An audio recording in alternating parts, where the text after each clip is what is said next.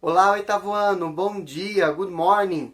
Como você está nessa quarta-feira? Como toda boa quarta-feira, eu venho para que nós tenhamos as nossas aulas. E hoje, como toda quarta, você tem uma aula de inglês, duas aulas de gramática, uma aula de geografia e uma aula de ciências. E dando andamento nesse vídeo, as aulas serão nessa mesma ordem. A primeira aula de inglês com o Mr. Stefflin. A segunda aula de gramática com a Miss Cristiane, a terceira aula de geografia com o Mr. Senchi e a quarta aula de ciências com a Miss Val. No mais, eu gostaria de desejar a todos uma boa aula, um ótimo dia e até amanhã. Fique com Deus.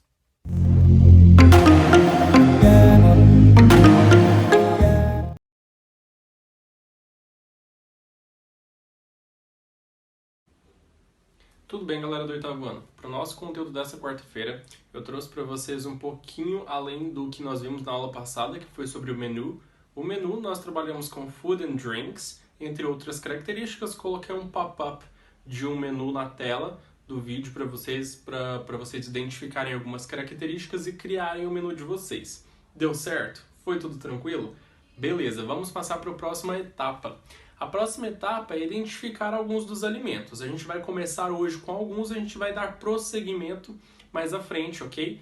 Entre outras características de vocabulário relacionado a restaurante, comida e etc.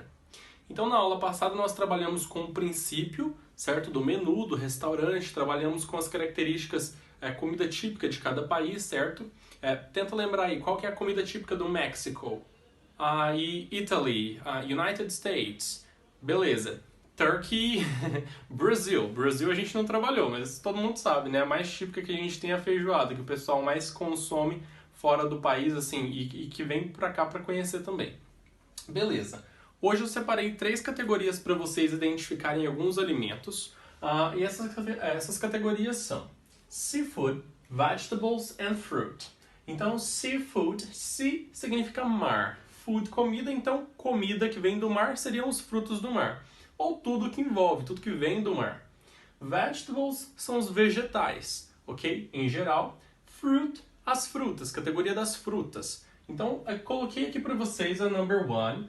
Identify the food below in each category. Vocês vão ter que, no caderno, copiar a número 1, copiar cada uma das 3 categorias e os alimentos, pode ser embaixo, pode ser em forma de coluna, economiza mais espaço no caderno. Vocês vão ter que copiar os alimentos que pertencem a cada uma dessas categorias. Então vamos analisar quais são esses alimentos que eu coloquei para vocês. First, peppers. Pea, asparagus, spinach, carrots, onion, tomato, salmon, tuna, lemon, fig, tilapia, shrimp, shrimp, that's it, sorry. Então nós temos aqui pimenta, pea, quase esqueci, ervilha, asparagus, aspargos, spinach, espinafre, carrots, cenouras, onion, cebola, tomato, tomate, salmon, salmão, tuna, oh my gosh, tuna é atum, lemon, limão, fig, figo, tilápia, eu repeti tilápia? Não. And shrimp. Tilápia é o peixe, tilápia, vocês já conhecem, e shrimp, nós temos ali camarão. Facinho, ainda mais com a tradução que eu coloquei para vocês, vocês podem identificar super facilmente em cada uma das categorias. Alguma categoria vai ter mais do que a outra, mas isso não é problema. Beleza? Já a segunda parte, o segundo exercício eu trouxe para vocês aqui. Search for the adjectives, or search for adjectives in English to describe the food. Então eu peço para vocês buscarem 6 adjetivos para descrever as comidas em inglês. Como assim adjetivo para descrever comida? Eu posso descrever comida de diversas formas. Eu posso focar em cada tópico que eu tenho. Por exemplo, eu posso falar da seafood, eu posso falar de um salmão. Que tipo que é esse salmão? Beleza, ele é um salmão grelhado? Então ele é um salmão que é grilled, ok? Então ele é grilled, grelhado. Beleza, ele é grelhado e eu ainda posso repetir esse grelhado aqui nas minhas 6 características. Agora não mais. Vocês vão buscar por outras características que não sejam grelhado, porque eu já dei essa dica para vocês. Então vocês vão buscar na internet características para cada caso aqui. Por exemplo, os vegetais. Tem vegetais que eu posso fazer de diversas formas, assim como carne, ok? Tudo que for frito, assado, cozido, ok? Marinado. Esses são adjetivos para descrever cada uma dessas comidas. Então tem um monte, uma variedade. Eu preciso somente de 6. Que vocês busquem 6 na internet e coloquem no caderno para mim. Essa atividade não vai estar no Google Classroom, vai ser atividade somente aqui no vídeo, a atividade está aqui no quadro, beleza? Qualquer dúvida que vocês forem tendo, a gente vai tirando essas dúvidas nas nossas lives. E qualquer dúvida mais rápida que vocês queiram tirar, vocês sabem como, né? Sempre falo, manda nas redes sociais que eu respondo rapidão. Essa é a nossa proposta de conteúdo para dar continuidade nas comidas. Na aula que vem eu vou trazer mais sobre comidas para vocês, beleza? E é isso por hoje, pessoal. Então, foco aí, prestem atenção, analisem as questões e vamos treinar esse vocabulário para a gente começar a falar mais rápido. Até mais. Tchau, tchau.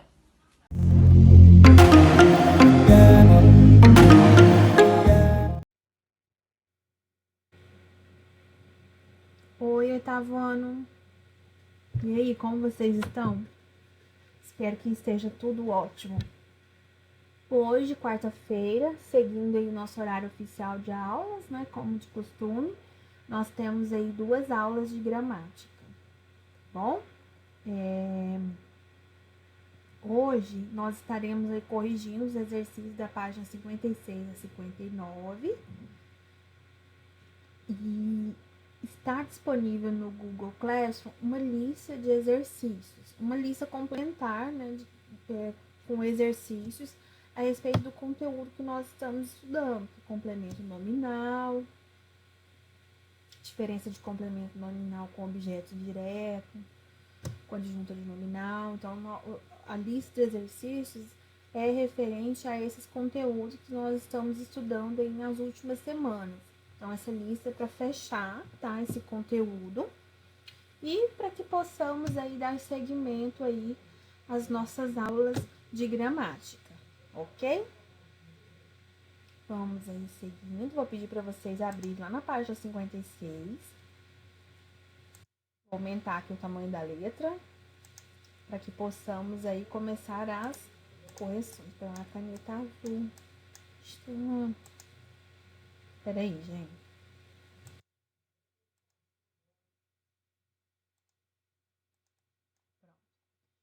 Então, vamos lá. Então, aqui nós temos aí refletindo e conceituando a pontuação no texto. Então, aqui tem um texto, né? Leia uma notícia que apresenta uma novidade científica voltada para auxiliar no tratamento das chamadas desordens de movimento.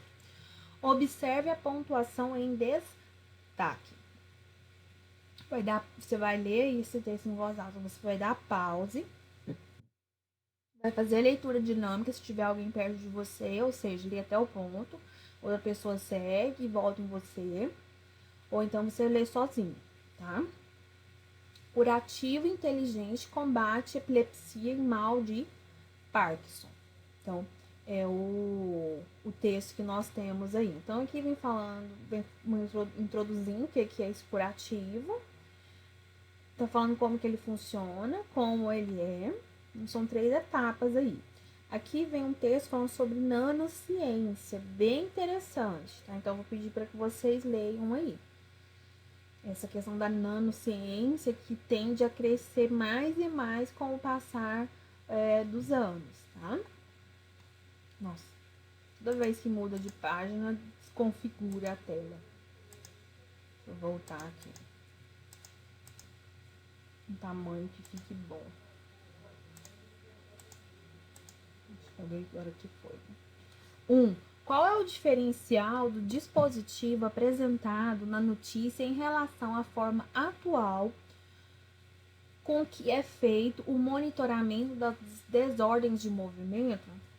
Então, esse diferencial é o quê? O seu tamanho, que é muito reduzido, né? E tem como objetivo monitorar e ministrar medicação relacionada a essas doenças. Então, né, o que chama atenção aí o tamanho, que é minúsculo. próprio nome já diz, né? Nanociência. 2. Na notícia, pessoas relacionadas ao assunto argumentam acerca do tema discutido. Sublinhe o trecho em que isso ocorre. Em seguida, explique qual efeito de sentido se pretende criar com esse recurso. Então, o que é? Conferir o quê? A veracidade ao assunto exposto, ou seja, verificar se é verdade.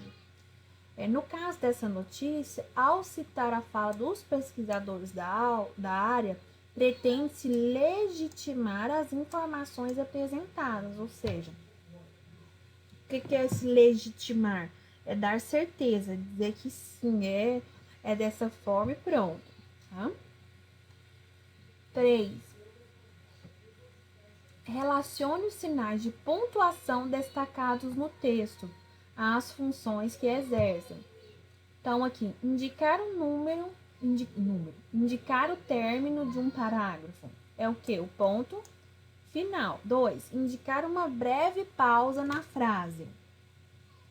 Vírgula. Indicar o início e o fim de uma fala no texto. Aspas simples. Indicar supressão no texto transcrito. Nós temos aí reticências dentro de colchetes. 4. Por que o trecho a área da tecnologia que manipula componentes do tamanho de átomos foi iniciado com travessão? Assinale a alternativa adequada. Então, a alternativa é essa aqui, para explicar um termo da frase. Então, esse iniciar aí com travessão, ele foi utilizado para explicar um termo da frase. 5, meninos. Os travessões são empregados com frequência para indicar a fala de um personagem nos diálogos. No entanto, nessa notícia foi empregado outro sinal de pontuação para indicar fala. Qual sinal foi utilizado? Por quê? O sinal que foi utilizado foram as aspas. Isso agora fica melhor. Porque se trata de um texto em que não há diálogo. Uma notícia. Apenas as falas de um pesquisador. Então, por isso que foi utilizado aí as aspas, porque não tem diálogo, né? 6.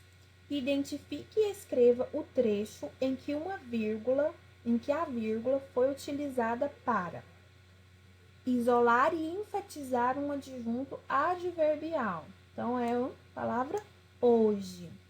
Isolar uma informação específica ou explica um termo anterior. Então, nós temos aí o Natural Nanotechnology, revista especializada na área de ciência. É o termo aí. Que outro sinal de pontuação poderia ser empregado nesse trecho para especificar ou explicar um termo anterior? Reescreva o trecho da notícia substituindo esse sinal de pontuação. Então, nós temos aí quais, meninos? Nós temos aí os parênteses, né? E o trecho que nós temos aí é esse aqui. Afirmam os pesquisadores no estudo publicado na última edição da Natural acho que é né? Nanotechnology, revista especializada na área de ciência. Os sinais de pontuação servem para estruturar as frases e são empregados de acordo com as necessidades de expressão, de modo a conferir clareza no texto. Hoje, na nossa live de segunda-feira, no quiz que eu fiz com vocês, tinha uma parte do quiz que era para vocês identificarem quais falas, né, das celebridades, porque eles tiveram falas das celebridades que estavam erradas e vocês erradas gramaticalmente. E aí apareciam as alternativas e qual dessas alternativas era a forma correta. E apareceram várias várias falas que tinham problemas, que tinham erros gravíssimos de pontuação. Tanto é que tinha alguns que eu até brincava com você. Nossa, fica difícil até para ler, porque não tinha pontuação nenhuma. Então, né, vocês notem aí a importância, né, que tem os pontos, né, para dar clareza, para, né, expressar o que está sendo dito, né, de forma clara, objetiva e estruturada. Seguindo aí, aqui nós temos uma explicação sobre tradução, reticências, aspas. Seguindo aí os exercícios, leia. Aqui nós estamos na página... Nossa, gente. Peraí. Nós estamos na página 57. E nós iremos até a 59, tá? Na verdade, agora nós estamos na 58. 1. Praticando, tá? 1. Leia este fragmento de um texto que relata o que acontece em uma escola quando um indígena resolve matricular seu filho, um adolescente patajó. Então, esse trecho aqui, ele conta essa experiência aí, né, desse adolescente pataxó. O Walkman, eu acho que vocês não conhecem o Walkman, né, que é um aparelho de rádio que toca fitas portátil e é usado com fones de ouvido. Antigamente não tinha celular, né, nós não tínhamos esse acesso. Então, e aí o Walkman não é nem da época do CD, porque quando o CD se popularizou, aí teve o Discman. O Walkman veio antes do Discman, porque eram fitas, né? Toca-fita portátil. Imagina a quinquilharia que você tinha que carregar, né? Tinha que carregar as fitas. Hoje não, hoje pelo celular você consegue aí baixar quantas músicas quiserem aí, uma infinidade de músicas nas plataformas ou no próprio memória do telefone. E só por questão de curiosidade, tinha o Walkman, um aparelho quadrado. Depois veio o Discman, que ele já era mais redondinho, porque era compatível com o CD, porque a fita é quadrada, né? E o Discman era redondinho. E depois veio o iPod, acho que era iPod. Que aí já era digital, era uma coisa assim mais moderna, que você já colocava as músicas. E aí, né, depois do iPod já foi tudo pro telefone, né? Música, vídeo que você pode gravar, pode baixar, fotografias, enfim, diminuiu bastante a quantidade de coisas que você precisava ficar carregando. Imagina viajar, você carregar aí o Walkman, as fitas para ouvir, câmera fotográfica, câmera filmadora, o filme para colocar na câmera, porque tinha que colocar o filme. Só isso aí já ia uma mala, né? Hoje não, hoje só pelo celular você já faz tudo. GPS, tinha GPS também, separado, parecia uma tela de tablet, o GPS. Agora não, tudo pelo telefone. Aqui, esse trecho, ele fala aí dessa experiência aí, né, do índio, né? Vocês leram aí, vocês entenderam aí, né? Que esse índio aí, ele era um índio mais, digamos que moderno, atualizado. Acho que poderia ser atualizado, né? Com as coisas modernas, tá? Então, vamos aqui. O texto apresenta duas visões. A dos não indígenas sobre os indígenas e a dos estrangeiros sobre os brasileiros. Como são essas visões? Então, são visões que não correspondem à realidade, pois os não indígenas acreditam que não conseguem dialogar com indígenas, né? Eles acreditam nessa barreira. Já os estrangeiros acreditam que os brasileiros vivem nus, atiram em capivaras com flechas envenenadas e dançam a dança da chuva, pintados de urucu, na Praça da Sé ou na Avenida Paulista. Então, são visões aí que são apresentadas no texto, né? São visões que não condizem com a realidade. B. Que fato surpreendente conclui a história? Por que ele causa surpresa? Então, né, que fato surpreendente é esse? Que conclui, que finaliza a história? É o garoto indígena chegando à escola, né, e vestindo-se aí né? Ele tá totalmente o oposto do esperado que as pessoas que estavam ali estavam aguardando, né? E da característica como estava usando, na verdade, boné do Chicago Bulls, tênis Reebok, calça jeans, camiseta e o Walkman nas orelhas. Então esse fato causou surpresa, porque a princípio o narrador expõe a ideia de impossibilidade de diálogo com o indígena. Ele supõe o quê? Que suas realidades sejam muito diferentes.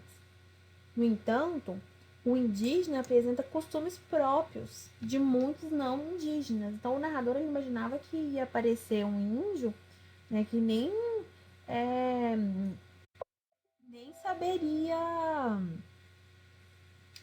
falar, não saberia dialogar, não teria esse momento de comunicação. E na verdade ele era um garoto como todos os outros garotos para a idade. Tá?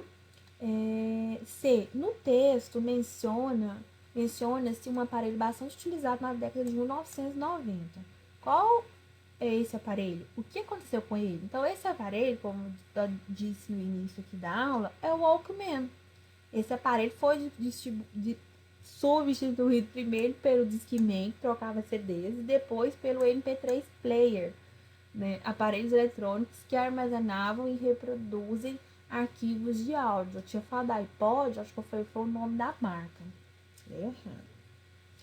Mas é o MP3. Eu nunca tive Walkman. Eu lembro de ver o Walkman na casa de familiares, mas já nem funcionavam mais. Eu já fui da época, já comecei a pegar essa época aqui, ó, do Discman. Tá? Deixa eu só voltar aqui, meninas. D. Identifique e escreva o sinal de pontuação destacado no texto e que indica pausa maior em relação às orações. Então, nós temos aí o ponto final. Indica surpresa, exclamação. Isola uma frase, o travessão. Isola a expressão utilizada para invocar alguém. É a vírgula. E, por fim, aí indica que a ideia expressa é incompleta e deve ser preenchida com a imaginação do leitor. Nós temos as reticências. Então, essas aí foram as correções. Oi, gente. Pronto, voltei. Então, essas foram as nossas correções. Meninos, para casa tem uma lista no Google Classroom referente a esse conteúdo que nós estamos estudando. Aqui nós corrigimos até a página 59, tá? Daqui para frente nós iremos fazer na próxima aula, tá? Não precisa fazer por enquanto, tá? Então, foi até 59. Para casa é uma lista complementar. É uma lista complementar desse conteúdo aí que nós estamos estudando. Ok, meninos? Então, ótima quarta-feira para vocês. Cuidem-se. Coloquem aí os exercícios em dia.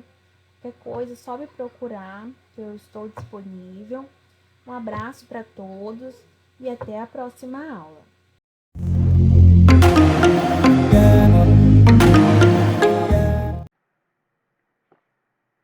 Olá, oitavo ano, bom dia, como é que vocês estão?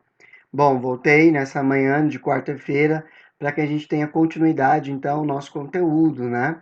Nós estamos aí no módulo 2, no capítulo 3, vendo sobre capitalismo e socialismo, fazendo a comparação entre esses dois sistemas econômicos. Na última sexta-feira nós não tivemos aula, e na quarta-feira passada eu passei uma atividade para vocês, depois de dizer, né, na nossa aula sobre algumas características do socialismo. Eu passei a atividade para vocês de homework, página 25 e 26, tá bom? Então hoje nós vamos responder essas atividades da página 25 e 26 juntos. Farei alguns comentários, revisão do nosso conteúdo, tá? Então preste bastante atenção em qualquer dúvida, nós então esclarecemos na nossa live de amanhã, na quinta-feira, Beleza? Queria, antes de tudo, agradecer aos que participaram, né, da nossa live do dia do filme. Lembrando que agora, nessa quinta-feira, amanhã, nós teremos um novo filme, tá bom? E aí a gente vai ter uma área de debate, e agora com todos os professores que estiverem disponíveis naquele momento.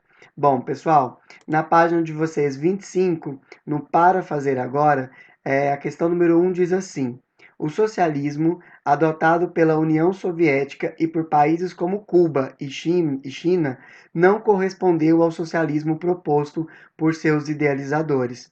Explique essa afirmação. Bom, é uma afirmação, ele está dizendo que o socialismo que foi implementado na União Soviética, na China e em Cuba não correspondeu ao socialismo ideológico, ao socialismo, né, científico lá, ao socialismo utópico. O socialismo real, ele foi bastante contraditório. Então a gente pode colocar isso. Bom, de acordo, né, com o socialismo ideológico ou de acordo com o socialismo científico, dentro desse sistema econômico não deveria haver o quê, pessoal? Divisão de classes, tá bom? Não deveria haver divisão de classes. E, pessoal, era o povo, né? É a grande massa dos trabalhadores que deveriam controlar o Estado, ou seja, o governo.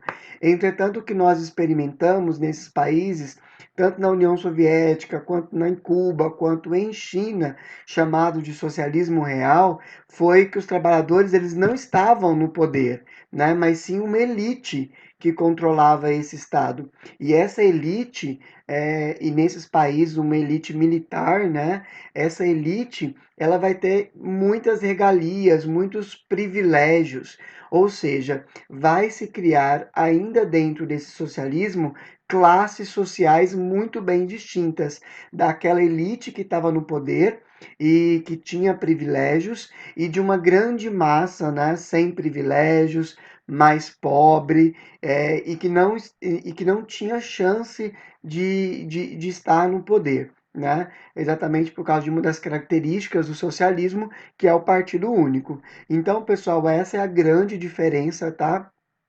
Do socialismo real para o socialismo ideológico, né? O socialismo científico, a gente vai ter bastante contradição, e esse é um dos motivos para qual o socialismo nesses países não tenha dado certo. Beleza? Bom, pessoal, Bom, pessoal, e aí, na questão número 2, diz o seguinte: em sua opinião, qual dos fatores apresentados na página 21 foi o mais importante para o declínio do sistema econômico socialista? Justifique a sua resposta. Bom, você deveria vir aqui na página 21, né? E aqui mostra alguns exemplos do porquê o socialismo não deu certo, né? E aí a gente vai ver alguns problemas aqui descritos aqui. Entretanto, pessoal, o que eu acredito que seja o maior problema, né? O maior entrave para que o socialismo tenha dado certo é exatamente essa existência de classes sociais. Né? Desde a Revolução Russa, a criação da União Soviética, nós não tivemos de fato a extinção das classes sociais. E eu acho que essa é a principal característica do socialismo e é a que chama mais atenção para esse sistema econômico. Do porquê ser socialista? Para acabar com as diferenças sociais, para acabar com as diferenças que existem entre ricos e pobres. Então, no momento em que esse sistema não consegue acabar com os ricos e pobres, não consegue extinguir as classes sociais, já é um sistema contraditório e fadado ao fracasso, né? Então, para mim, esse é a principal característica, né, predominante aí para o declínio do sistema socialista. Há muitos outros atrasos econômicos, né? A, o, a falta, né? Você tirar da população o direito de ir e vir, né? As pessoas não podiam viajar para fora dos países socialistas. Então, uma série de fatores aí contribuem para o fim desse sistema. Bom, ainda na página 25, tá? O para fazer em casa. Observe atentamente a charge abaixo. De um lado, nós temos aqui o capitalismo, dá para perceber pelas roupas, né, pelas cores, que ele é representado pelos Estados Unidos, e do outro lado, o socialismo, e pelo símbolo, né, e pelas cores, a gente sabe que é representado pela União Soviética. A charge retrata qual período da geopolítica mundial? Pessoal, o período chamado de Guerra Fria, tá bom? Lembrando, pessoal, que o período de Guerra Fria, ele é o período que compreende o pós-Segunda Guerra Mundial, tá bom? Então, ou seja, ali a partir de 1945, né? Então, pós Segunda Guerra Mundial, até então a queda do Muro de Berlim, o fim da União Soviética, que vai ocorrer lá em 1989. Tá? Então, todo esse período do pós-Segunda Guerra Mundial até o período final da década de 80 é esse período que nós chamamos de período de Guerra Fria, um período de disputa, né, armamentista, aeroespacial entre os Estados Unidos capitalista e a União Soviética socialista. Beleza? Então, período da Guerra Fria. Escreva as características desse período. Bom, pessoal, é um período de tensão, né, militar, principalmente, não houve uma guerra direta, né, e sim conflitos indiretos entre os Estados Unidos, que defendia então o sistema capitalista, e a União Soviética, que defendia então o sistema socialista. Nesse período nós tivemos como característica a corrida armamentista, né, que é a corrida bélica, a corrida por armas, por mísseis, quem tinha o maior poder de armas do mundo, né? Capitalista ou socialista, além também da corrida aeroespacial. Lembrando que foi nesse período, pessoal, de Guerra Fria, que os Estados Unidos chegam, né, à Lua. Havia aí uma disputa para mostrar qual sistema econômico era o melhor, era o mais desenvolvido tecnologicamente, né? Isso mostrava poder. Então, por isso, essa disputa também aeroespacial nesse período. Bom, pessoal, letra C. Cite algumas das disputas entre as duas potências mundiais desse período. Bom, já acabei de exemplificar. Nós tivemos aqui a questão nuclear, a corrida espacial, né? Nós tivemos a aeroespacial, a corrida armamentista, né, de armas, as corridas bélicas. Nós tivemos conflitos indiretos, né, como o do Vietnã, como os da Coreia, né, que são conflitos indiretos entre socialistas e capitalistas. Enfim, são algumas disputas travadas aí entre capitalistas e socialistas. Beleza? Pessoal, letra D, na página 16, tá? Descreva a diferença entre o atual cenário geopolítico mundial, ou seja, a nova ordem internacional, e o cenário do período em que a charge se refere. Pessoal, primeira diferença. Hoje o mundo ele é chamado de um mundo multipolar, tá bom? Hoje, então você pode colocar assim: hoje o mundo é multipolar, ou seja, apresenta mais de dois polos de influência global. Pessoal, que polos são esses? Estados Unidos, Alemanha, China, Japão, Inglaterra, França. Nós temos vários países que são potências mundiais. Diferente daquele período da charge, onde só havia duas potências. E é por isso que a gente vai dizer que esse período foi um período bipolar, porque é um período de dois, tá bom? Então, bipolar, Estados Unidos e União Soviética, beleza? E hoje o período é multipolar, porque existem várias potências mundiais nos dias de hoje, ok?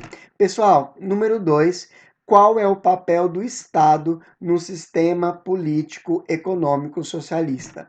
Pessoal, lembrando que o Estado, o governo, ele é extremamente importante no sistema socialista, porque é o governo, é o Estado que vai controlar os meios de produção. Ele vai controlar o que é produzido, como é produzido, onde é produzido e para quem é produzido, tá bom? Então o Estado ele controla tudo, ele controla todos os meios de produção e é o Estado que faz o planejamento, tá? E a produção e a distribuição desses produtos. É aí a importância do Estado, tá bom? O Estado é a maior autoridade na economia desses países. Bom, número 3. De acordo com o socialismo, como deveria ser organizada a sociedade? Pessoal, de acordo com o socialismo ideológico, a sociedade ela deveria ser sem classes, tá? Então, todos iguais. É assim que deveria ser organizada uma sociedade socialista, sem classes sociais, todos iguais. Beleza? Bom, número 4. O que marcou o fim da ordem bipolar no mundo?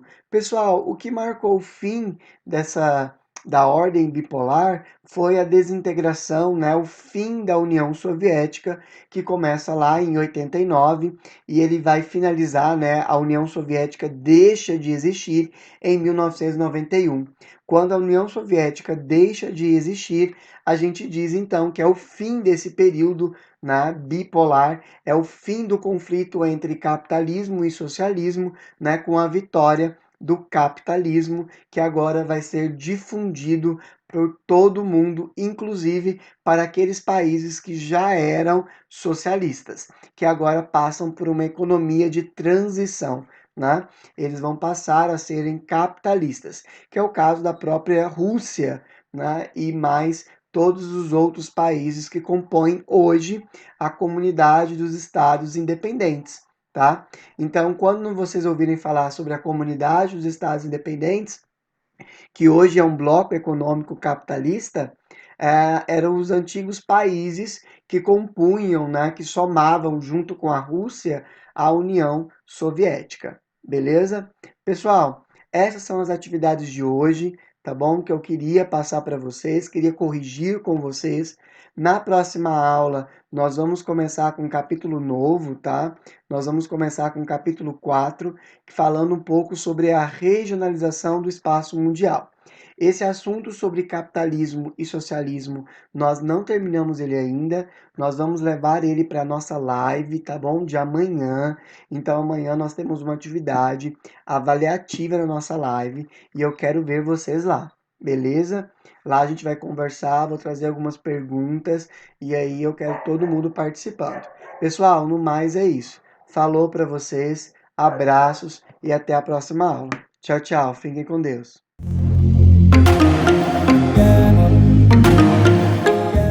Olá meninos, tudo bem com vocês? Aqui tô passando para nós falarmos mais um pouquinho de imunização. Nossa, professora, mas eu tô cansada de ouvir falar em sistema imunológico. Nós vamos cansar mesmo, porque eu quero que aprende. No desenho aqui, ó, eu tô em um antígeno e tá vendo que ele tem uns negocinhos coloridinhos em volta? O vírus lá, o coronavírus, né? Vocês viram que ele tem o nome de corona porque ele parece uma coroa. Então, o anticorpo, quando ele chega, ele identifica, tá vendo essa parte vermelhinha? O anticorpo vai encaixar nessa parte aí, identifica e combate ele. O sistema imunológico, nós temos os conceitos básicos do sistema imunológico.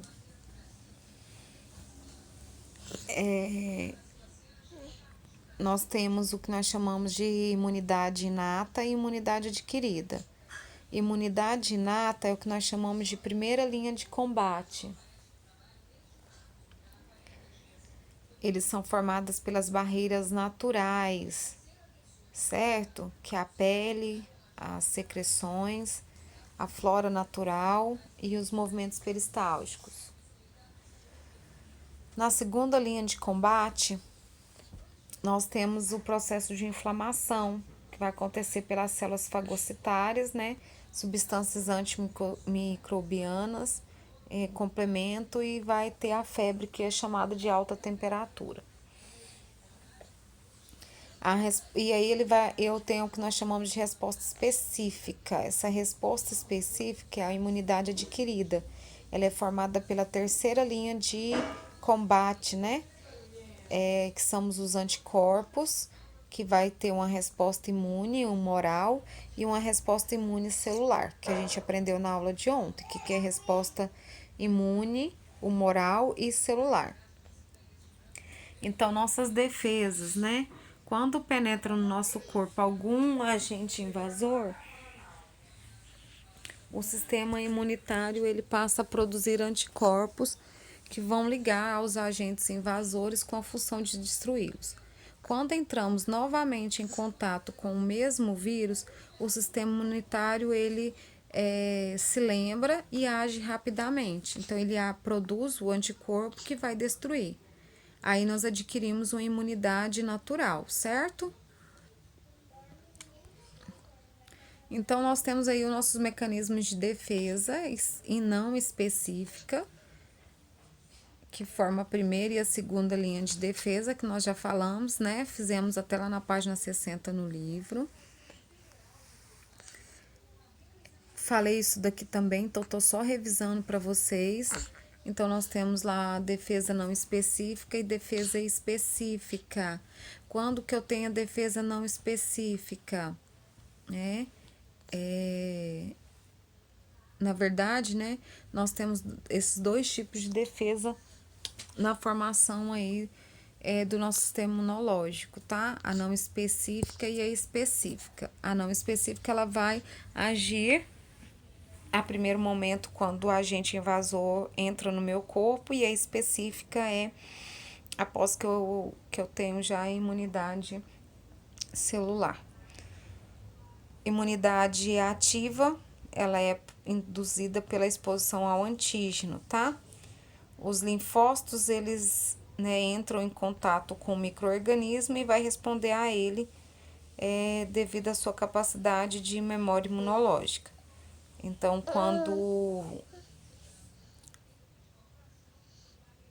quando eu já sofri uma infecção pelo aquele micro-organismo, e aí, se eu for infectada novamente com o mesmo, ele já identifica e já combate.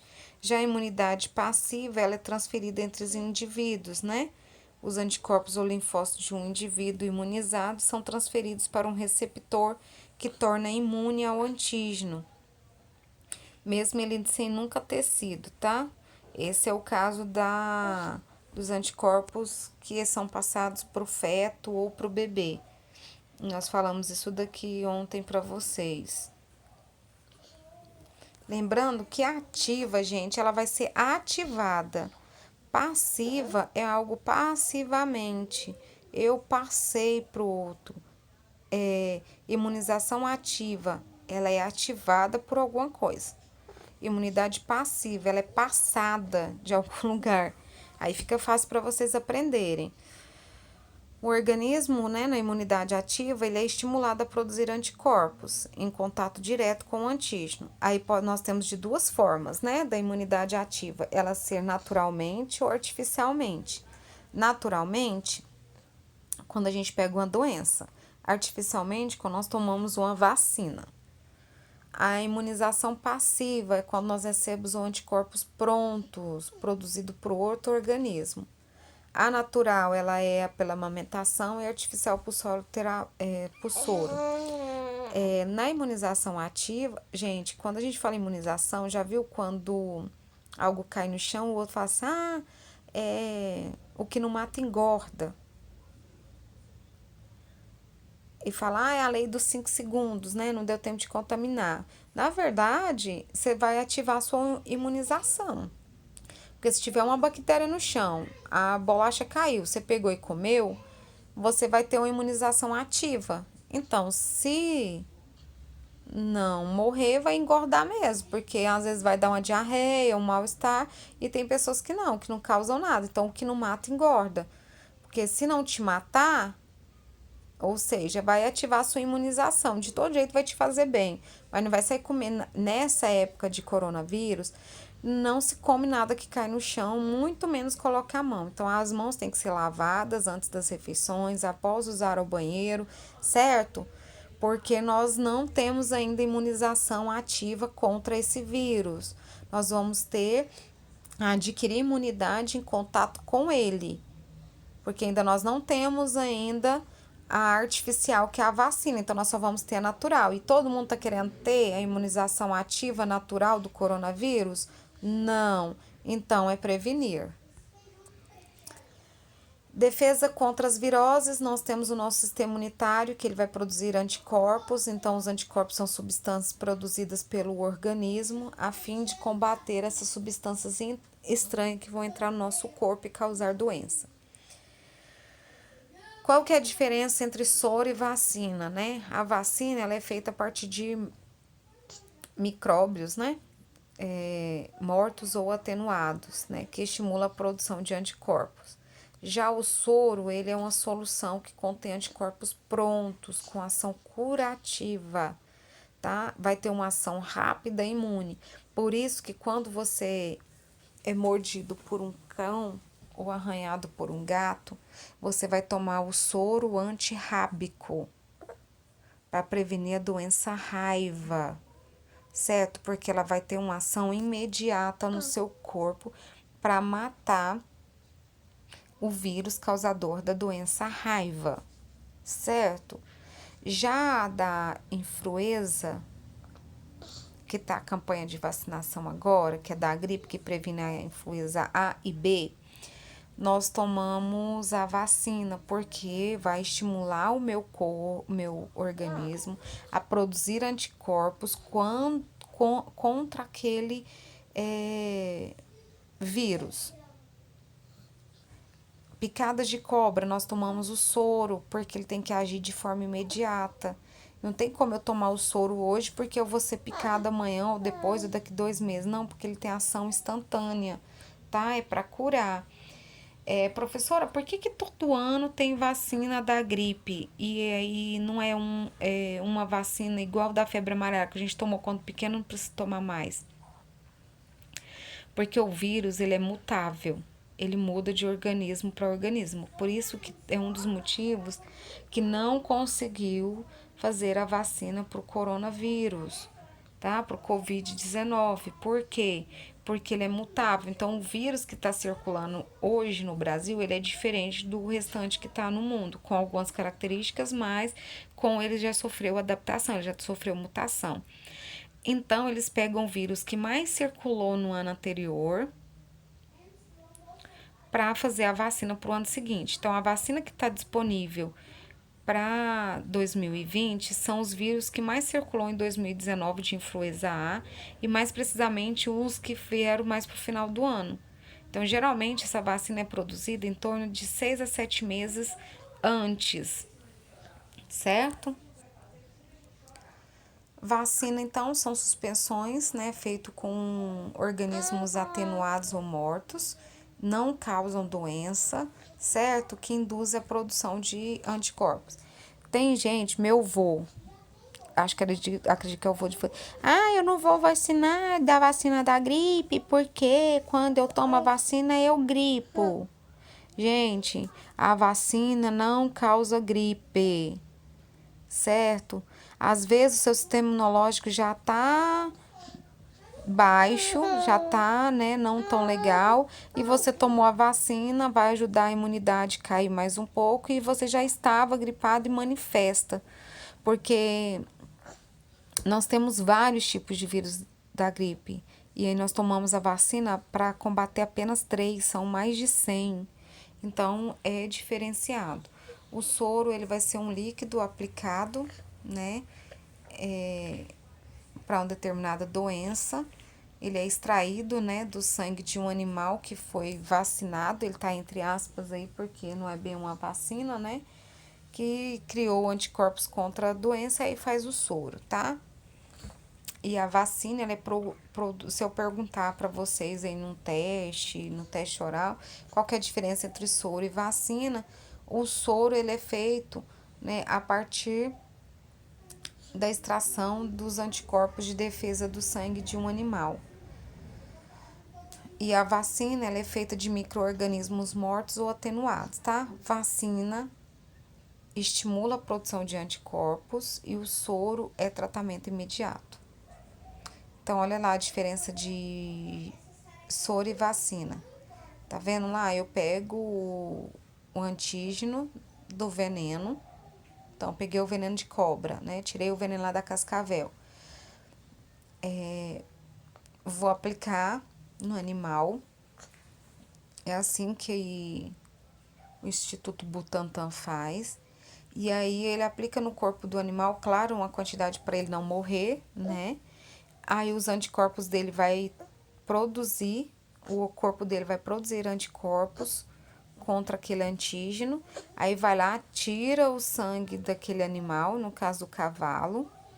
E aí, ele pega, colhe as células sanguíneas, pega a parte do soro do sangue, né? Do que foi coletado e produz o soro contra aquele determinado veneno. Repetindo para vocês, a vacina, né, é uma solução que contém antígenos isolados ou micro-organismos vivos previamente atenuados. As vacinas, elas são capazes de imunizar as pessoas contra doenças através da produção de anticorpos. E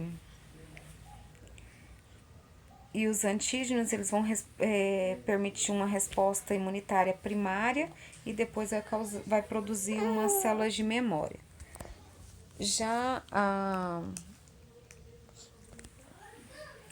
a infecção, né, posterior, aí depois que eu tenho uma infecção posterior, aí eu vou ter uma resposta imunitária secundária que vai eliminar o patógeno, né, o que está causando a doença. Certo? Então, aí nós temos como que é feita a vacina, né? A primeira coisa, eu pego lá o vírus que eu quero produzir a vacina, aí ele dá exemplo do vírus da febre amarela. Ele vai ser constituído de uma suspensão, né, do vírus vivo, ele é enfraquecido, ele é obtido, né, da atenuação da cepa, então é chamado cepa, por isso que as vacinas, quando elas aplicam, elas pegam o seu cartão de vacinação e faz a numeração. Toda vacina, ela tem uma numeração. Por que ela tem uma numeração? É porque é utilizada a cepa de um determinado vírus, né, que foi atenuado, né, enfraquecido. Esse vírus, ele vai ser inoculado e multiplicado em ovos de galinha. Gente, não é o ovo que você compra no supermercado, não, tá? É ovo de galinha daquele jeito, mas é específico para esse tipo, tá? Então, a Fundação Oswaldo Cruz, essa imagem eu peguei da Fundação Oswaldo Cruz. Então, ela pega esse vírus que foi atenuado, inocula ele no ovo, principalmente na clara. E aí, ele deixa um período de incubação, que vai ficar esse vírus lá para ele ser multiplicado. E vai produzir uma suspensão viral. Ela vai ser congelada em torno de 70 graus negativos. E aí, após esse congelamento, né, eles pegam essa suspensão, estabiliza, envasa, certo? São submetidos a testes antes da liberação. E aí, é liberado. A resposta imune ao organismo é resultado da infecção de células da derme, tá? E de tecidos subcutâneos próximo ao local da vacina. Então, aí eles fez esse teste, e aí o vírus atenuado, ele vai replicar, vai desencadear uma produção de novos anticorpos, aí dessa forma ele foi enfraquecido e ele estimula a produção de novos anticorpos. Então, é assim que é feito. Tem pessoas que têm alergia a ovo, e elas não podem tomar vacina, tá? Então, quando ela toma vacina, ela vai ter uma reação alérgica. Então, nesse caso, não se toma. Então, mas aí ela faz um teste para ver se ela tem alergia à albumina, que é a proteína presente no ovo. Olha aí, só mostrando para vocês que é a produção da vacina. Gente, todas as vacinas ainda utilizam essa técnica, tá? Que ela é bem antiga. Então, pega-se o vírus atenuado e coloca nos ovos embrionados, tá? tudo isso vai fazendo controle dentro do laboratório, até mesmo para ter esses ovos embrionados.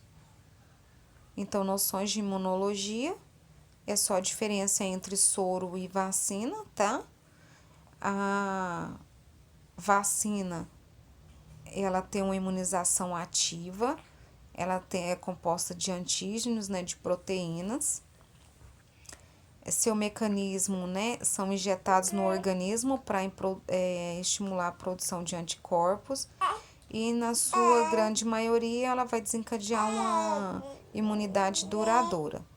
Já os soros, faz a imunização passiva, tá? Ele também vai ter, na verdade, ele não tem antígeno, ele vai ter anticorpos. Esses anticorpos vão ser injetados e vão destruir o antígeno presente no nosso corpo. Então, ele vai desencadear uma imunidade temporária, não vai ficar registrado lá nas nossas células de memória, não. Só falando para vocês das campanhas de vacinação, tá? Nós estamos com a campanha aí do sarampo e do Benício. Não. E nós temos com a campanha de vacinação da influenza, sarampo. Eu pedi para vocês verificar o cartão de vacina e procurar o posto de saúde mais próximo para ver se está em dia a vacinação de vocês, tá? E aí eu peguei e falei para vocês de doenças autoimunes. Doença autoimune, tá? É uma falha que a gente tem no sistema imunológico e ele desencadeia respostas imunes contra alguma célula ou tecido.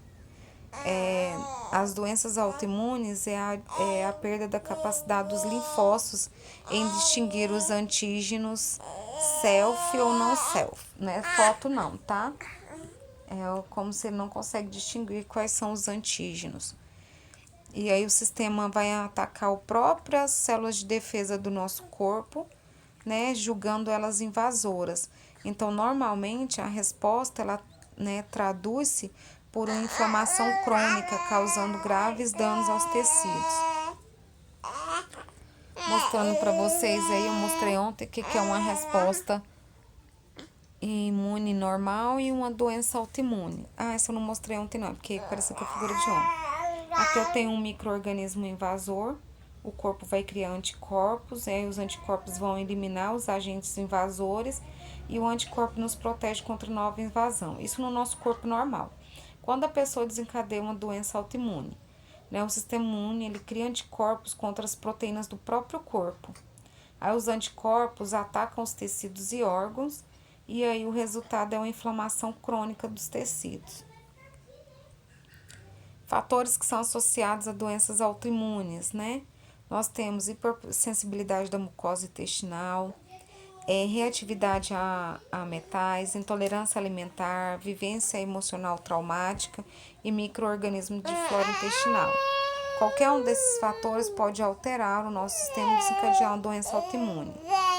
Eu peguei 2 tipos de doença autoimune. Nós temos um diabetes imunodependente, que acontece a destruição das células do pâncreas, aí o pâncreas diminui a produção de insulina, porque os anticorpos eles vão lá e atacam os linfócitos T. Aí ele vai ter que tomar insulina todas as vezes, né, todos os dias. E nós temos a artrite reumatoide, né, que é a destruição da cartilagem por acumulação da ação dos anticorpos. E aí vai gerar uma doença reumática, né, um tipo de artrite, e a pessoa tem atrofia dos dedos, né? Aí ele não tem as cartilagens, porque vai causar uma inflamação ali, e aí não tenho cura também. É bem sofrida, a pessoa sente muitas dores, e ela tem que deixar de comer muitos tipos de alimentos. Eu acho que eu termino com as doenças autoimunes, não tô colocando tarefa para casa, tá, meninos? Boa semana para vocês e até segunda.